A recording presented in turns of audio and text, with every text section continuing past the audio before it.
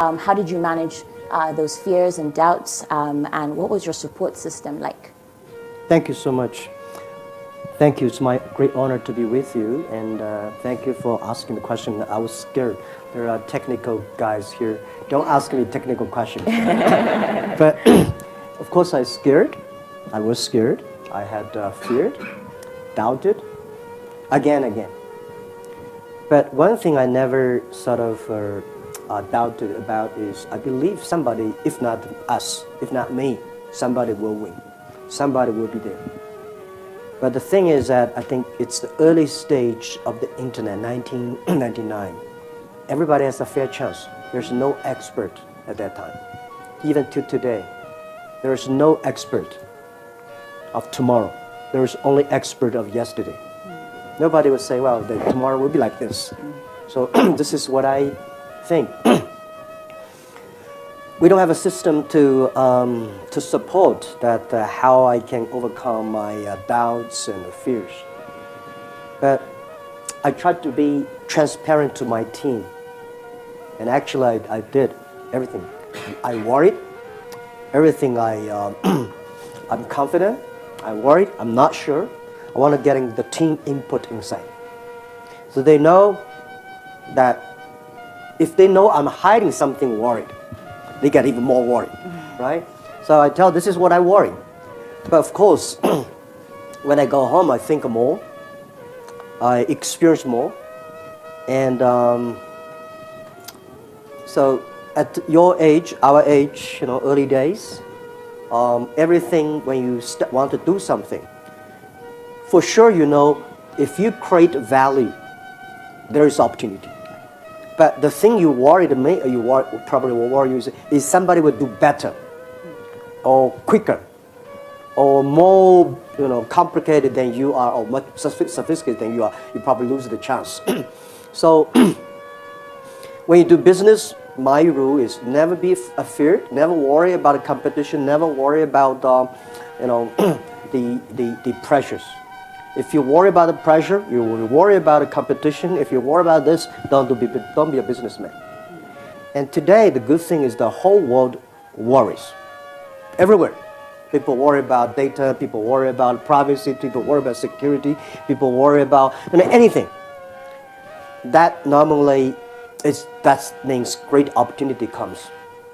Because you cannot stop this. The internet time is coming. Mobile time is coming, big data is coming. You cannot stop, not worry with, the only thing is you embrace, you change yourself instead of do it. And is there any system? No, if you have a system, you never worry. Nobody has a system. Ask your president, he doesn't have a system. He worries, right? If you're a human being, you worries, you doubts. But the only difference is when you doubt, you win, you fix the problem, you change yourself, you fight again tomorrow. Great, thank you. Let me follow on with that, on asking about your team. So you talked about just now how transparent you were with your team. How did you build your team? And a lot of us here are building businesses and organizations where we want to have similar impact or even greater than what you've been able to achieve. So how did you build your team? How did you know when you had the right team? Well, today, the 18 founders of Alibaba, a lot of people think they are legendary. So wow, you're Alibaba founders, you must be super good at it. Honestly, most of us cannot find the jobs early days. We're not that smart. None of us graduate from a great university. But the thing is that we are ready to learn. We believe in the future. If we work together, if we will learn, if we improve, we'll be there. I told them for the first year, everybody forget about that you will be VP, vice president, right? You will always be a tiny manager in your life. Because if we're successful, people we hire, they will be smarter than us. If we only hire people who are stupid than us, then we'll be in trouble, right? So when we hire people who are smart than us, the company will grow, and you will be happy because this is the mission that we have. So I would say there's no best people in the world that is ready for you. The best people is always you find the right people working together, training him, developing him, and he training you. Then you have a chance to build a team. Right. There's no There's never ever think about it. Wow, that guy used to work in that Google, or Alibaba, or Facebook. He must be good. No, not necessary. So what qualities then do you look for at the bare minimum to bring someone onto your team? Quality number one, he should be smart. All right, smart is, if he's stupid, that's even worse than cancer. Cancer be cured. Smart, when you're stupid, you cannot be cured. It's like, you know what I'm saying, right? So he'll be smart. He should be smarter than I am. When I hire people, I hire the people who's smarter than I am, and I think people like him. 4 or 5 years later, he can be my boss. I love to work for him. That's the best. And second, I like his personality. Always, positive, right? And don't easily give up talking about. So very simple. I never say, well, I will hire you and let me see your diploma, which university you graduate. That does not that important.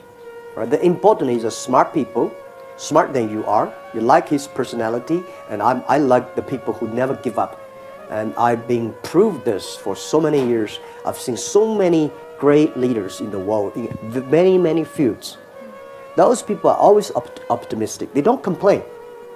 Because of this, because of that. No, they think they complain. I was not that smart. I did not think about that clearly, so I had the need to change. So if you find people who always complain the others because he's not success, don't hire him, don't work with him. Wow, thank you. So as a Nigerian entrepreneur, I've been intrigued about your comments on the potential on the African continent. You've been engaging very much in recent years. I know that you just came from a session with President Paul Kagame of Rwanda, and you've also invested $10 million in the Netpreneur Prize. What has propelled your interest in Africa for African entrepreneurs in the technology space? Can you speak to that? Yeah, actually, year 2017 was my first trip to Africa.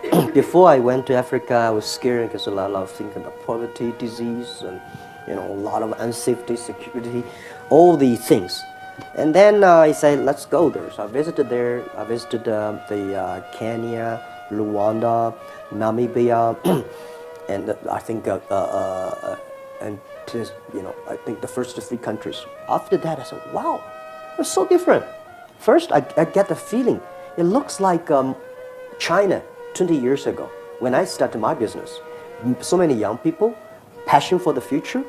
And one thing, that Europe always worries about future. Africa, they don't worry about the future because they don't have something that is good. Europe always want to keep yesterday. Africa probably don't have yesterday. The most difficult people to convince in this world is successful people, right? In this world, the most difficult to change a successful people to fall, it's very complicated. So Africa, you see, they want embrace, they want to change. They have a passion, they're young people. And the good thing is the infrastructure was bad. Because the infrastructure was bad, there's opportunity. Right? China, why China mobile phone was so good? Because China phone was too terrible early days. Very few families have the phones. So when mobile phone come, we suddenly grab it. So I think the opportunity there, young people smart. So I said, the hope of Africa, there are 4 things, which I think I will be focused on. The first, the technology, for internet technology, for the first day when it was born internet, it was inclusive. It's suddenly covered all the young people, poor people, right? You see a credit card when it comes, only rich people can have credit cards. On the mobile phone payment, rich people don't believe that. They believe credit cards. We young people accept the mobile phone payment immediately because we don't have money. We care about it 1 cent, 2 cents, right? So I think the 4 very important thing in Africa, first is entrepreneur. It's the entrepreneur that's going to change Africa. Because they have brave, they have the courage, they never worry about the future. No, as an entrepreneur, if you worry about the future, you will never be an entrepreneur, right? You always believe this thing is going to happen. Then you start to prepare. So Africa needs entrepreneurs. Africa needs education, right? Education, if you don't have the education, the good thing is today's the USA and Western education, European education system is good. But it's going to face the challenges because the new technology coming. This education system today we have was designed 200 years ago for the industrial time. Now the data time comes. What's the right education system for that? That is to embrace challenge, change. That is innovation, creative. So Africa, the second, the education, E. The third is infrastructure, not infrastructure. To make everybody in Africa to be able to reach the internet using the phones, but not using the phone only for gamings, or for Twitters. You have to do business. Using phone, buy anywhere, sell anywhere, do business, communicate. And very important last is e-government. You put the government on E, the government has to be transparent. And the government will never shut down the internet. Because if they shut down the internet, they shut down themselves. So 4 E's, that is something that making developing countries has the opportunity to leapfrog. Great, thank you so much. I'll now open the floor to questions. I'd like to ask a few things. First, please make sure to introduce yourself with your name and the community you're a part of. I will also ask that you please do not pitch to Jack Ma. Please also, I know the temptation is there, but please make your questions succinct so that we also give an opportunity to everyone to ask the questions. Yes. Hello, my name is Claudia Olsen. I'm a young global leader from Sweden. I'm also the founder of Stellar Capacity, which is an education company. We train professionals and digital leadership, and I'm not pitching. But I wanted to ask, because just as you mentioned very wisely, is that the education systems are designed for the previous industrial revolutions, the industrial development. Now when we are designing new organizations and the education system, how do we also change our leadership? What kind of leadership is needed for the new economy? Thank you. So, as I said, the education area has huge potential. And also, most of the universities will face challenges. Most of the business schools will face challenges. I think we should focus the resource in developing countries like China, or India, or Africa. We put more resources on the back end, on the PhD or master degree research institute, which I think we should put more resources on the early stage, kindergarten, primary school, middle school. It's you create, and the second thing is education. The past education system was trying to make for China, or we teach kids to be like a learning machine. They remember everything. They calculate it faster. If you remember everything, compete with computer never forgets, right? If you want to be calculated faster, you don't have any chance, right?